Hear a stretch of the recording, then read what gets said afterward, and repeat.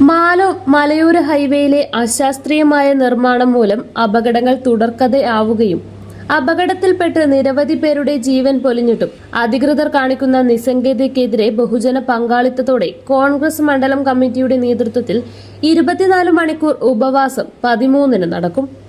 അപകട പരമ്പര തുടരുമ്പോഴും മരുതോം, കാറ്റാങ്കവല പ്രദേശങ്ങളിലെ നിർമ്മാണം പൂർത്തീകരിക്കാത്തതിലും പ്രതിഷേധിച്ചാണ് ഉപവാസം. 13-ന് രാവിലെ 10 മണി മുതൽ ആരംഭിക്കുന്ന ഉപവാസത്തിൽ ബളാൽ, വെസ്റ്റളേരി, ഈസ്റ്റളേരി പഞ്ചായത്തുകളിൽ നിന്നുള്ളവർ പങ്കെടുക്കും.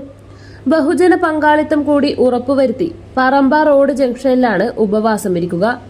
3 പഞ്ചായത്തുകളിലെയും ജനപ്രതിനിധികളും ജില്ലാ ബ്ലോക്ക് പഞ്ചായത്ത് ജനപ്രതിനിധികളും പ്രവർത്തകരും ഉപവാസത്തിൽ പങ്കുചേരും.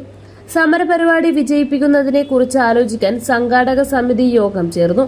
കർഷക കോൺഗ്രസ് ജില്ലാ പ്രസിഡന്റ് രാജു കട്ടക്കയം യോഗം ഉദ്ഘാടനം ചെയ്തു. DCC general secretary Tomy Plachery അധ്യക്ഷത വഹിച്ചു.